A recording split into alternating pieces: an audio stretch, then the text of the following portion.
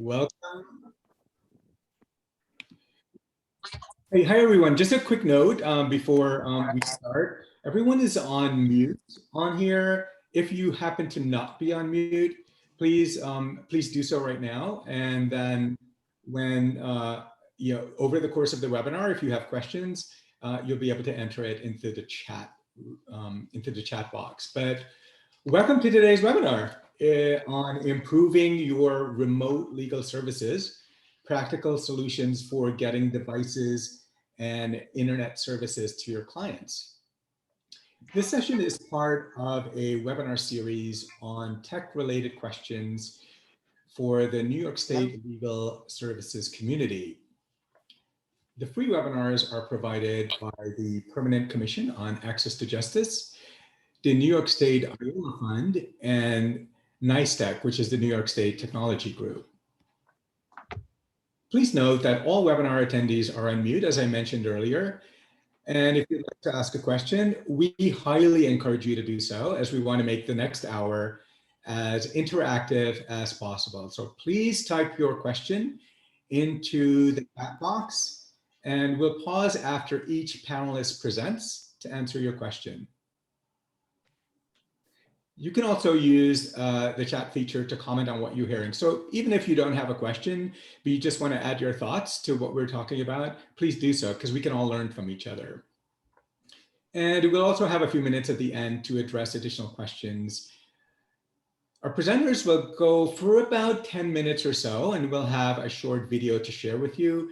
And after each presenter goes, we'll have a short break for some Q&A. And the video is a personal story about the power of technology.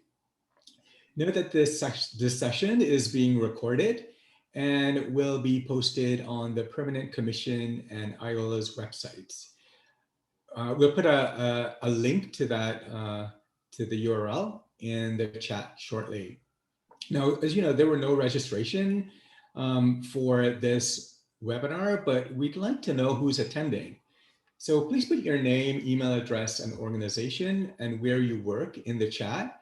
This will also allow us to send you invitations for future webinars. Okay, now to introduce our esteemed panel. Dr. Rashid Mohammed, Director of Operations at Just Cause. Rina Padua, Project Coordinator at Just Tech. Josh Waldman, an Economic Policy Researcher. Tashi Liwa of the Consumer Law Project at the Legal Aid Society. And Josh Greiner, who's the founder and president of Just Tech, is behind the scenes, making sure our presentation goes as smoothly as possible. And he'll also be monitoring your questions and passing them along. And I'm Tim Barron, the Technology Innovation Manager at ProBonoNet, and I'll be moderating today's session.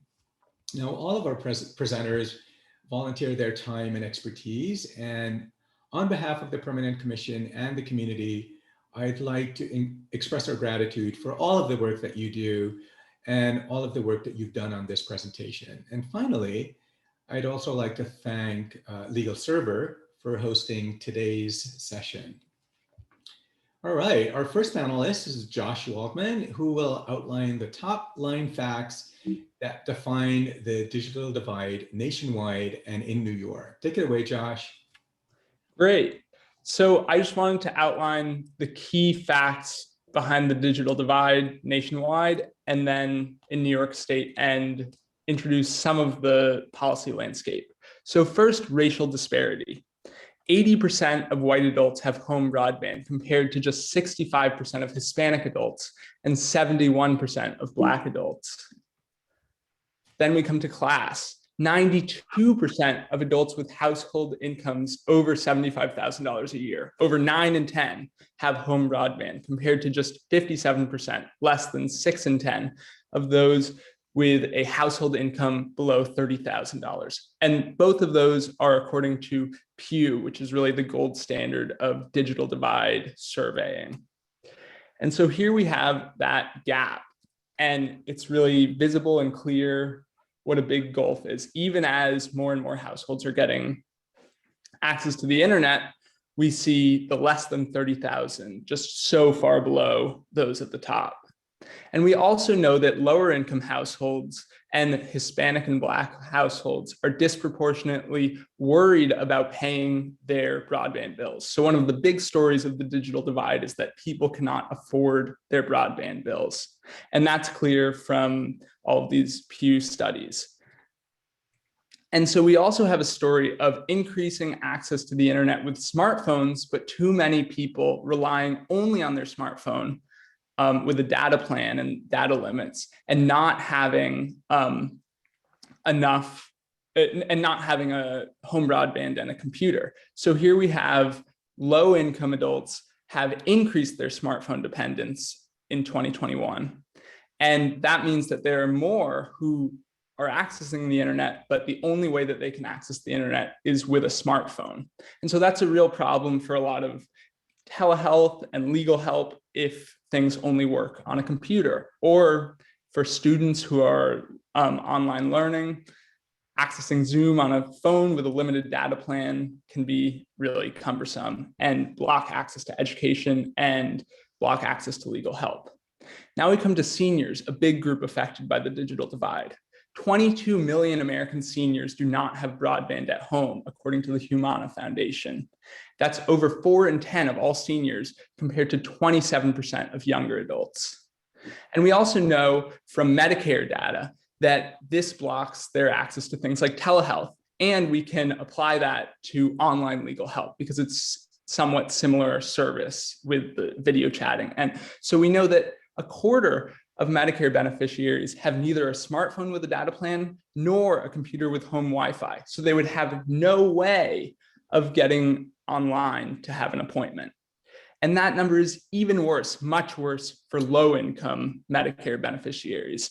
Over half of low-income Medicare beneficiaries, those in poverty, lack digital access. They have neither a smartphone with a data plan nor a computer with home broadband, compared with just 12% of wealthy Medicare beneficiaries with wealthier, with 400% of the poverty line. And now we also know that this affects students. And so even before COVID, 1 in 4 Black students and 24% of low-income students were unable to do their homework because they lacked internet access at home. We know that this could apply to other things like getting legal help, applying for unemployment, applying for jobs. And that's compared to just 13% of white students and just 9% of high-income students lacking access to the internet and stopping them from doing their homework. And now in New York, though we do have relatively high connectivity, this is still a really big problem, especially for low-income households. 38% of all New York households earning $25,000 or less have no high-speed home internet connection, according to an analysis of 2018 data. And in upstate cities, we see this again, 32% of Syracuse households, 19% of Buffalo households, and 20% of Rochester households have no broadband. And we also know that this affects New York students. So nearly 700,000 children, which is a quarter, close to a quarter of all kids, do not have full digital access. And full digital access is an important term. It means having a computer or tablet and broadband. And so 34% of children in renter households lack full digital access. And 3 in 10 children in households with at least one unemployed parent lack full digital access. And that's according to a 2020 study by the National Education Association.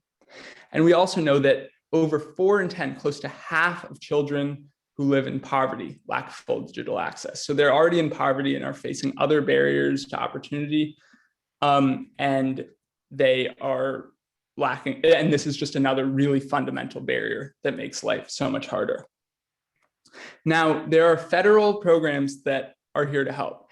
And we know that there is the longstanding federal safety net program that helps people pay for internet or phone is Lifeline. But Lifeline is insufficient. Not only is it just about, it's only about $10 a month, and only 26% of eligible New York households and 27% of all eligible households, according to government estimates, who are eligible, have low enough incomes to be eligible for Lifeline, actually are subscribers. And that's because of some key problems with the program. But that means that there's a big hole in our safety net for internet. And also the benefit is too small. So during the current crisis, the government has stepped up in a key way. And that's with the emergency broadband benefit, which is $50 a month for low-income households to cover internet bills. And it launched by the FCC 2 weeks ago. And in its first week, over 1 million people signed up and were enrolled.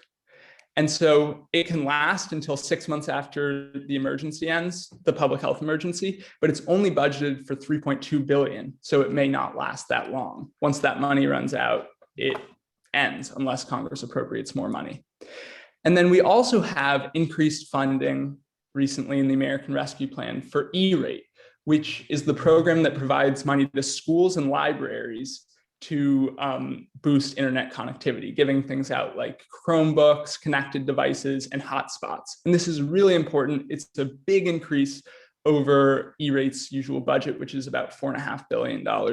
And it will have a big impact this year. And we also know that there was about $24 billion total for New York state and local governments.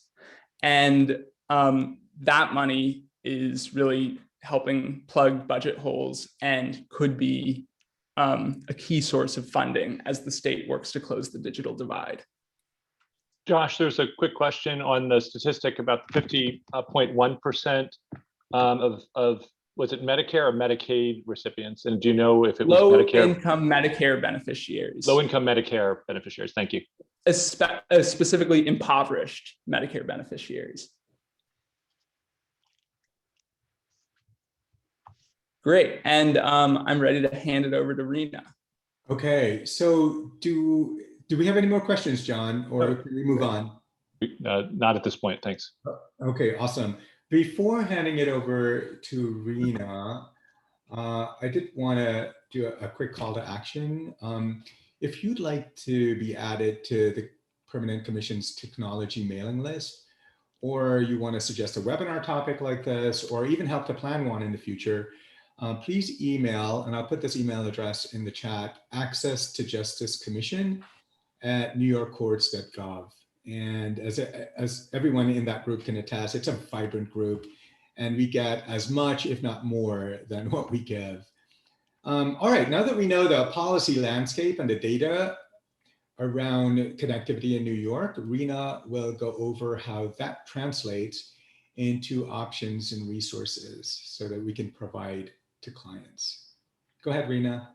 Thanks, Tim.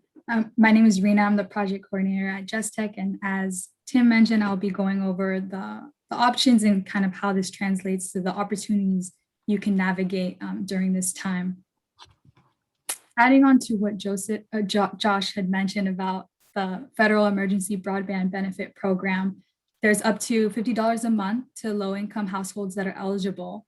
But not all broadband providers are offering this benefit, but on their website, there's a search tool so you can check the nearest broadband service provider that's participating. And I have here Greenlight Networks. They're one example of a provider. They're based out of Rochester, and they offer the fastest broadband type called fiber to their clients at a very affordable price. Also, more on the broadband benefit program. On tribal land, they can be eligible for up to $75 a month for broadband service. And you can also there's a one-time discount for up to $100 to purchase a laptop, desktop computer, or tablet if you contribute $10 to $50 towards the purchase price. More options under internet providers. Comcast, they are offering free public Wi-Fi for 60 days if you don't have a subscription already. And Charter and Altus both have an affordable plan for as low as $14.99 a month, and that would generally apply to households who get federal assistance. Both also offer 60 days of free broadband. And the New York Department of Education, they are partnering with private partners such as Apple, T-Mobile to provide LTE-enabled iPads. And on their website, you can search for device distribution and find their iPad request form that you would work with your school to be able to provide connectivity to your students. Also more on FCC's E-rate program, the Universal Service Administrative Company, or USAC, administers the funds for this program. E-rate provides discounts for telecommunications, internet access, internal connections to eligible schools and libraries. On USAC's website, you can check your eligibility as well as submit requests for competitive bids on products and services that you need. Also, an advocacy opportunity, the FCC is seeking comment on several petitions to be able to use these E-rate funds to support remote learning during COVID. So I just wanted to mention that in case anyone was interested in looking more into that. Options via phone carriers. Before I go into this, I wanted to mention an important caveat. In doing this research, I came across some reports and articles that found low-income consumers having to purchase pricier plans in order to get the discounts. So I think it's important to be aware of. And for T-Mobile, Project 10 Million, they have an offering for eligible households of 100 gigabytes of data per year and a free mobile hotspot for 5 years. For school districts, there are low-cost options to increase monthly data plans to provide connectivity to students for free. Access from AT&T, they provide low-cost internet service to eligible households. The offering is for $10 a month or less, depending on the maximum speed available in your area. And a temporary benefit that's happening now until next month, June 30th, they're expanding eligibility based on income, as well as households who are participating in National School Lunch and Head Start programs. They're also waiving internet data overage fees, but this doesn't include DSL. And lastly, Visible, they're powered by Verizon. They're a small prepaid carrier. One thing to note, their party pay feature or family plan can have up to 4 people for as low as $25 a month per line. And that would include unlimited data, messages, and minutes, and 5G. Again, just to reiterate, like with anything, always consider the pros and cons. My hope is, like, as I'm going through these options, you have like starting points to where to look and get other ideas for opportunities. You know, there was a question about whether we know of any similar distribution programs outside of New York City in terms of equipment, like the iPad program. Mm-hmm. So towards the end of my presentation, I have a resource for funding, potential funding for device distribution, but I was focused on New York for this. It was more of a focus for New York, but there is funding for out of state too. Sorry, I just meant upstate, outside of New York City, not outside of New York City. I believe that includes outside, just across New York. For eligible school districts, you can look through the New York Department of Education's website. Thank you. Yeah. Other options to consider: free internet locations and public spaces that expands connectivity across your state. Specifically in New York, all branches of the New York Public Library have free Wi-Fi. There are several public spaces across Lower Manhattan. There's a list linked here that has all of those there, and across the bureaus, there's also free Wi-Fi hotspots and Link NYC kiosks across the city. There's a search tool here. You can find the nearest one. They have free public Wi-Fi, phone calls, device charging, and a tablet.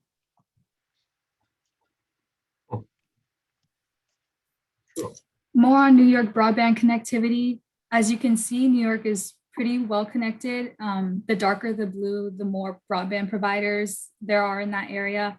And on the graph to the right, you see that only 1.21% don't have access to at least 100 megabits per second or Mbps download speed. And the rest of New York has at least one provider and above with at least 100 Mbps.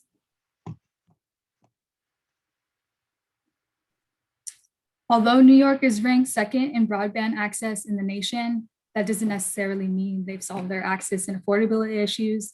For example, even though they have an average of, as it shows here, 181.9 Mbps download speed, which is above the nationwide average speed in the US, which is 42.86 Mbps. 307,000 don't have access to at least 25 Mbps download speed. 820,000 only have one wired provider to choose from their area, meaning if they wanted to switch wired providers, they don't have that option if they needed to. 112,000 don't have internet services available at their address. And according to affordability data reported by Broadband Now in 2019, 70% have access to a wired internet plan that costs $60 or less per month, which is actually above the nationwide statistics, which shows that only 51.5% consumers have access to the same. And these are the additional resources. TechSoup, if you don't already know, they provide nonprofit discounts on hardware, laptops, and software. United Way Crisis Funding, this is kind of tying into the question from earlier. Rashid from Just Cause, our other panelists, he was able to successfully apply for funding here and offer technology options to their clients and resources for their community partners. And that includes iPads and laptops. So I don't believe that application's open now, but it's worth still looking through their website for other opportunities. Justice Bus, the one I have linked here, is based out of Kentucky through Kentucky Legal Aid of Bluegrass. It's essentially a van that serves as a mobile law office that includes computers, video conferencing, equipment, Wi-Fi, and they travel to rural areas where they can serve those who are not served. And this Justice Bus model also exists in other states. So it's not just limited to Kentucky. And DASNY, they administer capital grants in New York State to support community and economic development. So that's what I have for options. Thank you. So, Rena, someone pointed out again that some of the low-cost offers are connected to purchasing a second line or a second phone.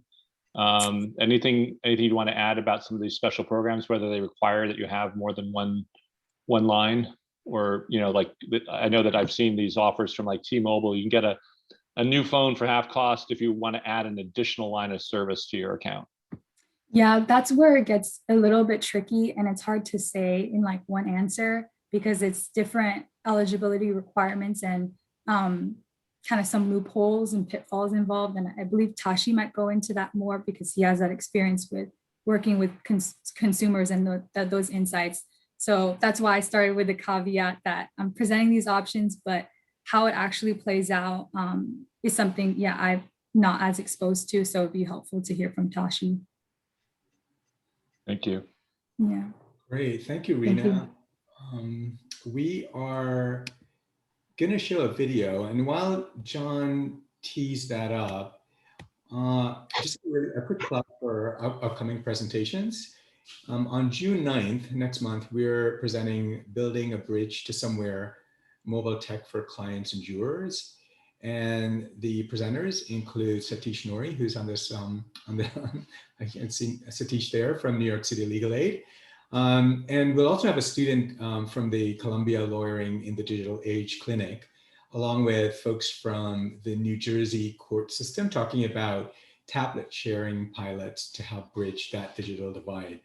And then the following month in July, we're going to have a webinar, I think it's on July 15th, that will be presented by the court systems on e-filing, electronic document delivery, and a new virtual evidence delivery system.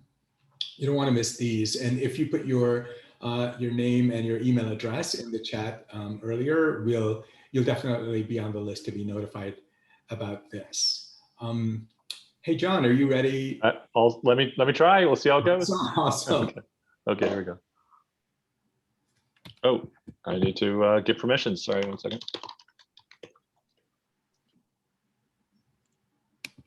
I need to type my password correctly. John, I could also try sharing it if you. I think My name is Edwin, and I recently went back to my country, El Salvador, and I noticed how technology has impacted my people. Everyone has a cell phone, and they have fiber internet to their homes, and but not everyone has this access to the internet. So what I saw is that technology is having a huge impact in my country, and a lot of people have been brought up from poverty. And I saw that the children were not attending school. All the schools are closed because of the pandemic. And what I saw was that some children didn't have devices like phones or iPads to actually go to online school or Zoom meetings for the schools. And I gave one of the children one of the spare phones that I had, and that morning I taught him how to play chess. And in the evening, what he was doing was that he was searching how the pieces were set in the board and how each piece worked. And I thought that it was really beautiful that he was able to teach himself how to play chess, and he can use the phone to do his homework and to seek out knowledge that he needs. And this will benefit him and his community. And hopefully with this device and with access to the internet, he'll have access to all the information that he needs. And he will be in an equal playing field with everyone who has access to technology, because this technology is out there. This information, this knowledge can be accessed just by a click of a button, and just by searching on it on YouTube or just Googling it.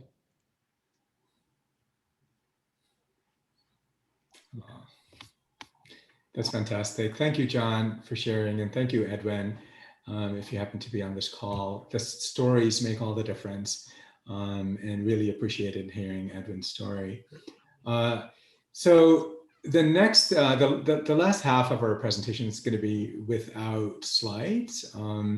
And next up is Dr. Mohammed, who will talk about new service delivery models in response to the pandemic. And a good view for this, if you click on view, is it's just sort of the gallery view with the speaker. This way it allows you to see a few more of your colleagues on the call. So go ahead, Rashid. Thanks, Tim. Good afternoon, everyone. As Tim mentioned, I'm Rashid Mohammed from Just Cause, formerly VLSP Volunteer Legal Services Project here in Rochester, New York.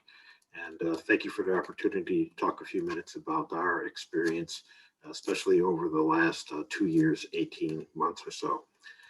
Three things that I would use as framing factors for our experience and technology as it pertains to our clients.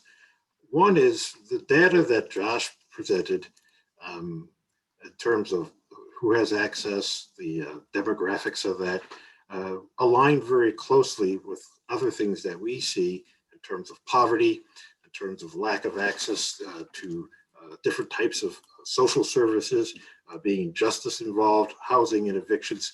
So there's a corollary, a correlated, and also a causal relationship between all these different factors, and they almost align to the percentage points of some of the data that Josh was presenting.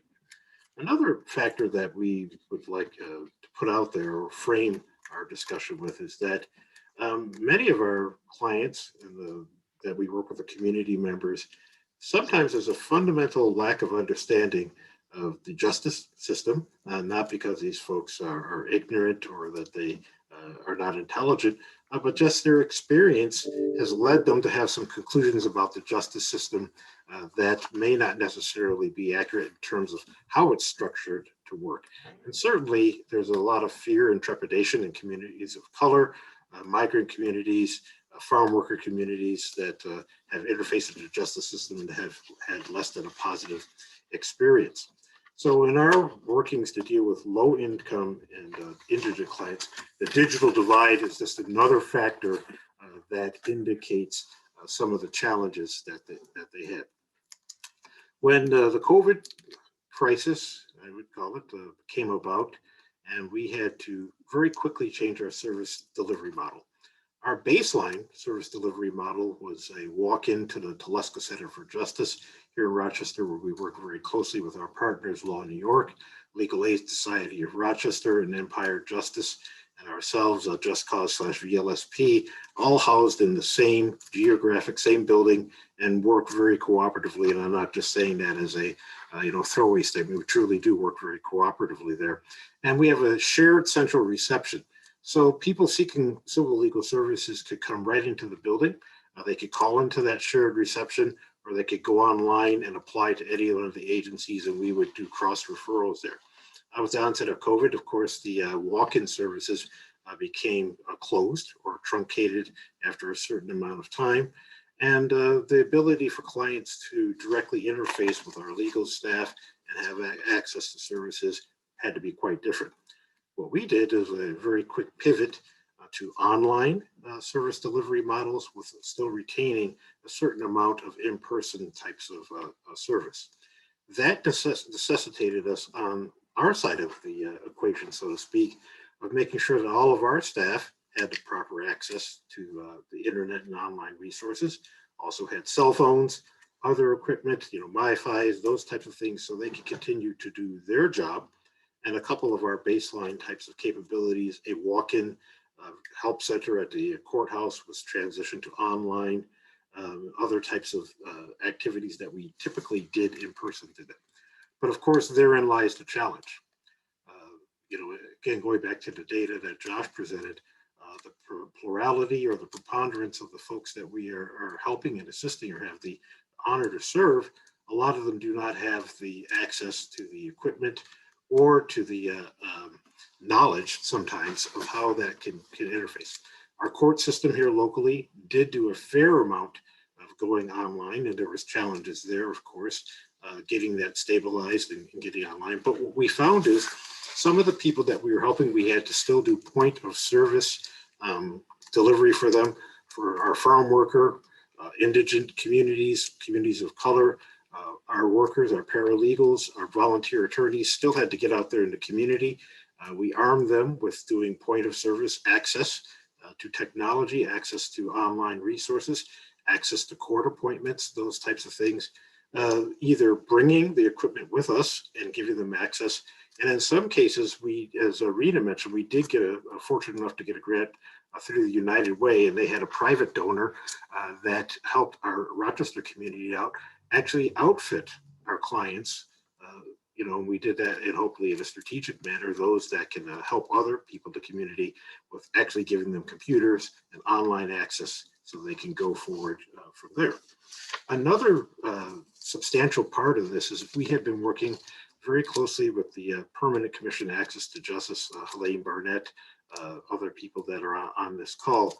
In the 7th Judicial District, led by Judge Craig Doran, we have been working for the last 2 years on a series of things: a Community Justice Council, a Prevention Committee, a Housing Committee, a Town and Rural Courts Committee. And really coming out of that Housing Committee, we had started to lay the groundwork, which accelerated through the COVID process. We established a tenant defense hotline. We established some virtual capabilities in the courthouse. We established working with a 211 information service here. We established working with all the service provider communities across Rochester, marshaled under the umbrella of the United Way, to give a lot of the folks in the community a one-stop shopping, so to speak. So if they entered any of those points, they would be able to be enabled to get services. And a lot of times they were calling into the tenant defense hotline, looking for other types of services that were across the civil legal services arena, and sometimes in the criminal justice system, but we didn't turn any of those people away. We got them to the correct place. So again, some of the challenges that we faced were going from a primarily a in-person service delivery model to a online and a site point of service delivery model to help our folks, and then also get computers and those types of things and arm them throughout the community, and then work closely with the courts, the city, the county, other service providers across the range of services in the local area, and stand up some capabilities that would allow us to holistically serve clients. And we found that to work very well so far. And of course, doing some things that relate to education. And this has been an excellent opportunity for us to not only look at how we can sustain the service delivery model in a holistic way, but also help people in the community have a better understanding of the justice system and how we can they can get better treatment and representation there. So with that, I will be glad to entertain any questions if there are. Thank you, Rashid. I guess this is a question for you and perhaps also for some of the other panelists. The question is, do we have any resource suggestions for organizations or funds that can assist clients with high wireless bills so they already have, as I understand it, a service that's basically sort of more than they can afford, or perhaps even some arrears. Yeah, we've approached that two ways here in Rochester. One, we are extremely fortunate that we've had a series of grants, again, under the United Way umbrella, where we've had a series of businesses and private donors come in and literally come to us and say, here's emergency services funds, use them for the best thing for your clients, literally from buying computers, paying off bills, utility bills, online access. But that, of course, is a temporary solution for a limited amount of people.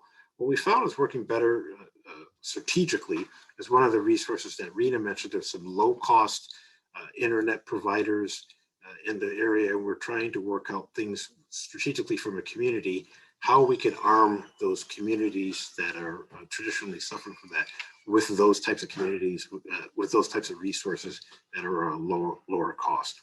So kind of a two-pronged thing. Near term, we've been fortunate that we've literally given a pot of funding. Longer term, we're working with some of the technology providers to provide things low cost over a longer time horizon. And try to get them off of those high cost contracts. Indeed. Yeah. Pay them off, get them off those types of things. And like Greenlight and others that really have a very, very low cost model. Great. Any of the other panelists have anything that they want to add, or? Well, one idea that just increasing awareness of the emergency broadband benefit, because it has very broad eligibility criteria, much broader than Lifeline, and it's a substantial amount of money, and it could run out. It's only $3 billion, so it's not permanent. So people should take advantage of it now. And one of the big problems with Lifeline is that not everyone who's eligible is receiving it, only a quarter, basically. Thank you. I have a quick question for you, Rashida. Maybe this is something Tashi will talk about a little bit. But I was chatting with a school administrator a few weeks ago, and there were, from the CARES Act came down these devices that they could give to their students, and they were basically mostly iPads. And it was sitting in a room somewhere because they're like, well, they can't do their work on an iPad. They need an external keyboard. And so they had all of these. So the benefits weren't matching. This sort of middle administrators were not matching the benefits that they were receiving with actually giving out those benefits to the folks that needed. Have you encountered anything like that? Yes, actually, within our organization and on more of a personal level, our younger daughter is a school teacher in the Syracuse city schools, and she encountered that dynamic, exactly what you're talking about, Tim. So a lot of discussions with her and actually some insights there. We found those things to be uneven, and what we would do is actually start to build up, I would call it a requirements base of what would be a good standard set of tools and access things that we could encounter people. So we'd have a starting point there. Because if we just went piece by piece, we'd find like, okay, we brought iPads to these people, but there's no MiFi or those types of things. So we established kind of a standard kit that our paralegals and volunteer attorneys and community advocates would take out to go with them. And then in terms of in the building, those types of things, our daughter helped us understand the challenges that the kids were having at home. And, because she's an ESL teacher, there's an additional layer of the language barriers, but again, it came to some of that standardization of interfacing with the children and their families, in our case, the clients and community. I just want to remind folks that the slides and all the resources, including the links that Rena was showing earlier, are going to be up on the court's website. And I think Rochelle already posted the link, but we'll keep reposting it and email it out as well. There's a couple sort of additional questions. One is, and this may be Tashi, if you're willing to jump in, and I don't want to step on your time, but the question of folks, which something we sort of talked about before, transitioning to the emergency benefits that they already have unpaid bills. And so, like, how do we help clients? It's sort of like I guess it's more of a consumer rights advocacy in the context of this crisis. So that's a follow-up question on what to do with clients who have high wireless bills. Sure. Again, I'm not an expert on the EBB program itself, but I know that there are challenges out there, and I know that Josh and Rena touched on the Lifeline program in EBB, and I believe for the most part, pre-pandemic, it was the Lifeline is the only federal program that was for the most part out there. The EBB is an excellent program. It provides assistance to many of our clients, but there are pitfalls, right? Like a lot of things that start out with really good intentions, barriers come up, especially when you get private entities involved with the carriers. And I think Rena touched upon a recent article about what that means. And so I believe, and others can correct me, with the EBB right now, it doesn't require that it be offered in all of the carriers' plans of the individual carrier. It really only pertains, I think, with some of the carriers to postpaid plans. So for many of our clients, they're looking at a prepaid option because they can't get a contract, right? So they do the month-to-month pay-as-you-go option. There may be other restrictions. I think often you will get sales pitches when you try to sign up for EBB, when they try to get you to go for another product. Often they'll put you with a pricier product, which when the benefit ends, the EBB will end at some time when the funds run out. People will have to revert, and are they really better off than they were before as a result? So I'm not sure if that answers some of the questions, but really I think, as some of the other speakers mentioned earlier, it has to be case by case. It is complex, and I want to talk a bit more about that, how we enter into these contracts and the complexity. It's complex for me. Like, I don't fully understand my phone bill and all the charges on it. So you can imagine how difficult it is for many of our clients. Thank you. I'm going to save some additional questions for later. I don't want to hijack the rest of the presentation, but there's some really good questions, and there's also some good discussion in the chat if folks aren't looking at that. Thank you, John. And that was as organic as a transition to our last presenter, Tashi. And Tashi, take it away. Sure. So hello, everyone. I'm the supervising attorney of the Consumer Law Project at the Legal Aid Society. And so I'm going to be talking about overcoming some of the pitfalls with mobile phone plans and challenges to entry. So I don't know too much about the overcoming part, but I'll definitely touch on some of the pitfalls. I just want to start by echoing what Dr. Muhammad said and his confirmation of what Joshua had mentioned earlier. And one thing in particular is that many of our clients who are low income rely on their smartphones. They may not have a home computer, right, or a laptop at home, but they do have a smartphone, and they use that for many things. But I think it's also important to note that in our experience, the use of smartphones is not appropriate for court appearances, right? When you're looking at a 3-inch by 2-inch screen of one individual, where right now I can look at 18 individuals. So if I have 8 people in a courtroom and I'm only looking at one person, it's really difficult to gauge the reaction. So I think just want to put that on the table. But as I was saying, as others have said, it is critical. We use it to apply for jobs, banks and credit accounts. We have all our personal information stored there. For our clients who are trying to obtain public benefits, you either have to do it online or in person at the HRA locations, and that's not an option right now for many. So, and in our representation, I think Dr. Muhammad touched on this earlier, where we talk to our clients by talking on the phone. Like, it's not their address where we contact them, it's through the phone. And if we can't reach them or they can't reach us, they basically disappear, right? We have court deadlines, we have filings that have to be done. So that's one thing to start. Some of the challenges with entry is that many of our clients don't have the benefits that many of us do. Employer discounts, long-term customer discounts, and often they're stuck with lower quality, higher cost products. Wi-Fi, that we assume is a default, and some of the things which Rena touched on earlier.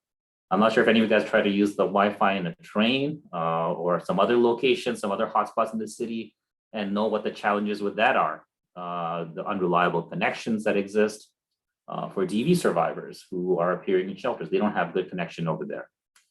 But I think one overarching problem that exists across the board with our client and with many of us is the unfair sales practices, right? So we have products that are advertised or sold as free or discounted, but it really isn't. There are fees and taxes, and I think all of us maybe have experiences where we find out about an additional cost thereafter, and it's much worse with our clients. So there's tremendous pressure, sales tactics to enter into unaffordable plans. You're locked into 1-year agreements or longer that if you break, you're going to be liable for upfront. So I would just say there's two broad categories that I would like to touch on. One is where we have an actual contract, right? So those they require, for the most part, you have to have a minimum credit score. The carriers will differ as to what they require, but there is that requirement. And for our clients, many of them have bad credits for, because of financial distress. Many of them are unbanked immigrants who don't have access, who don't actually have credit. And as you all know, no credit is bad credit. The alternatives, such as having a cosigner or a deposit or signing up for a family plan, that really is not an option for many of our clients as well. So what they're left with is an alternative of what I mentioned earlier about the prepaid option, having a month-to-month or pay-as-you-go. And I, just from my personal experience in working with our clients, I think it's a less optimal option that's out there. Now, there are practical reasons why our clients may use them. If you're primarily making international calls, and maybe a full-time contract, unlimited plan doesn't make sense. But the benefits of having a contract often are with the physical phones. You can get installment contracts, they're often free. You can maybe get unlimited data, which is now more important, now more so than ever, because there's much more usage. As I said earlier, the threat of shutoff is very serious. Our clients lose connections to the world. They lose all their text messages, their personal information that's critical for them. For myself, my mobile phone is my home phone. I don't have a phone number. I don't have a home phone. And I think that's true of many of us and our clients as well. Joshua and Rena touched upon the Lifeline and the EBB program. As I said, they're really good products, but there are problems. At the federal level, well, I say nationwide, carriers are almost exclusively regulated by the FCC. There's no real, and they really have a hands-off approach when it comes to consumer protections, when it comes to wireless carriers. So we often see what we commonly see at the Legal Aid Society where I work, at least in my practice. We see a lot of scams and frauds that involve identity theft. And often could be a family member, a friend who opens up an account. It could be an abuser in a DV situation who is going over the data or purchasing phones under the survivor's name. Some of the challenges with those is, of course, the harm to the individual's credit, right? AT&T and others will report that to the credit bureau. They won't report it if you make your payments on time, but they will report it if you're not making payments. And that causes a lot of problems. And there's a broader challenge here in New York, where by law enforcement is supposed to take a police report for identity theft, but in actuality, they really don't. And what that ends up meaning is many of these carriers and other creditors require that police report as sort of prima facie proof that there is some genuine identity theft that's happening. Often individuals may have to open up, I'm giving just broad strokes here. They may have to open up get a new second social security number, which is problematic. They may have to put a hold on their credit report, which also limits opportunities to legitimate creditors to access their reports. And I also mentioned finally in regards to ID theft, a lot of the scams also are not just family and relatives or friends. It's actually entities that we don't know who they are. They could be outside the country, and pursuing enforcement against them in our experience is extremely difficult, to say the least. And the last thing I'll just mention is the majority of what we do is when AT&T or whoever, when someone defaults or has arrears that's owed, often in our experience, it's not the carriers themselves who are filing the lawsuit for collections. They usually sell it to a debt buyer. And it's the same debt buyers that we see with other types of consumer debts, the same law firms that represent them, at the same time, also the same abusive collection practices where they don't have proof, sewer service. So I can have a client who, when he was 17 or 18 years old, never had an account, but was told is now finding out, maybe a decade or two later when his wages are being garnished or his bank account's being frozen, about a fictitious account that was never his. So we often see that as the result of some of these scams and frauds that are perpetrated. So I'll answer any questions that anyone has. And fantastic. There are sort of a bunch of questions. I'll try, Tashi, for I guess for some of the questions that are maybe a little bit more pertinent to what you were just speaking about. I guess one of the comments was lack of awareness about Lifeline. Any thoughts about how we might build awareness and how we might help clients navigate the terrain more easily? I'm going to defer to some of the other people who may know, but I will mention that, for some of our clients, it has worked. And I think, I'm not sure if Joshua mentioned this, and I could be misquoting him, but it's something that we think Lifeline is helpful for those who are truly low income, right? So for those who are just, let's say, slightly over the limit, which many of our clients are, it really is not that, we haven't utilized it as much. Okay. And again, I think you mentioned sort of the federal role, the FCC's role. Is there an opportunity maybe for some advocacy or for some common complaint process that we might sort of build on a statewide basis, or maybe even using our connections with our federal representatives? Absolutely, and not just at the federal level. I think at the state level, yes, FCC may have some jurisdiction, some exclusive jurisdiction in some areas, but I think at the state level, there has been legislation on issues such as, cramming, right, where you have some third party who's charging additional fees on the mobile phone plan.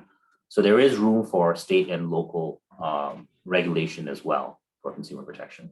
Okay, so maybe that's an opportunity for us to collaborate more.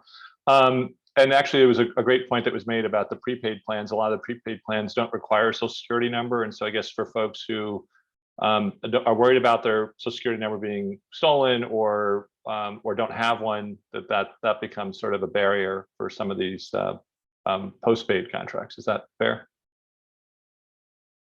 Okay.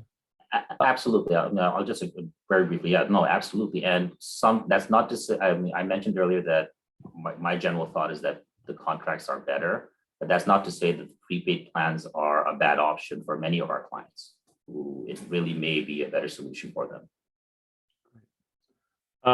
And actually, so this is a question maybe again for anyone on the panel, in terms of the use of smartphone for access to websites or to working with legal aid. I guess the concern is about security of a smartphone versus a computer or a laptop, and actually one of the participants online also suggested, again, in the DB perspective, in their perspective, they would say no. And we actually at a prior tech conference, we had a presentation on surveillance, that abusers sort of take advantage of some of this, the mobile technology and other technology. But any thoughts in terms of security around clients using smartphones, working with their legal aid providers?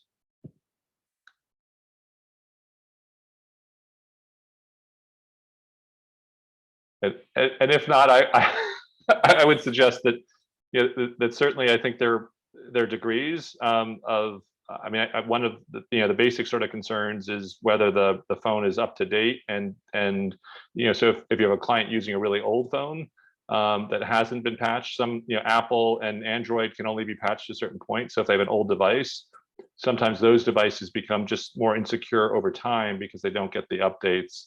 But just like with a laptop or a desktop, if multiple people are using the phone for different purposes and installing a lot of software, we've certainly seen a lot of security issues with the app stores and with applications that get loaded on phones outside the app stores, that they're not all legitimate and that they are often using spyware, not necessarily maliciously, but to get data so they can sell more. But I think the biggest issue probably is around in the DV world with surveillance. Yeah. And one other issue is Wi-Fi, like at-home broadband, much more secure than public Wi-Fi. And a lot of people, even with their phones, have data limits and are gonna have to use a public Wi-Fi, or if they have a computer, maybe at a library, public Wi-Fi. So I think there are also some issues with Wi-Fi and security. And then I guess actually Claudia Johnson had a link for techsafety.org in terms of I'm assuming that's to help clients and legal aid providers sort of get smarter on how to help our clients make their tech more secure. Just looking at, I see there's some other great comments in the questions, but I'm not seeing other specific questions. Oh, right, and actually, thank you, Claire Mooney referenced the Cornell Tech Abuse Clinic. That was the clinic that was that presented at a prior state tech conference, and they do, unfortunately, we really want to make that statewide, but they do great work helping folks secure their digital world after or determine whether they're secure or not, whether they're being stalked or otherwise surveilled by their abuser. Well, thank you, John. Sorry. There's a question about, is there anyone who can address sort of the appeal for lifeline denials? Is there such a process? Is it local?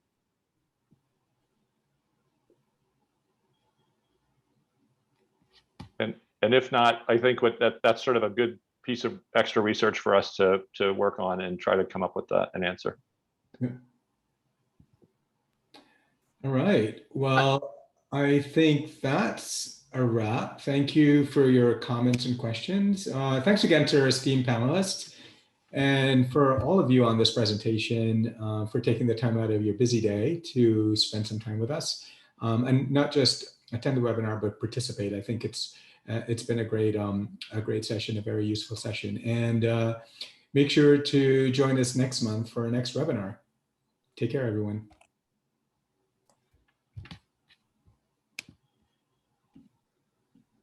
Great job, guys. Thank you. Thank you. Thank you. This was so helpful. Thanks, everyone. Thank you so much. Nice to see the team. Nice to see the team together again.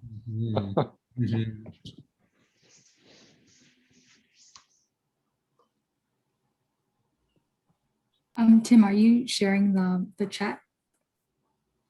Are you saving the chat? Or I think I can try to copy that and all the chat and.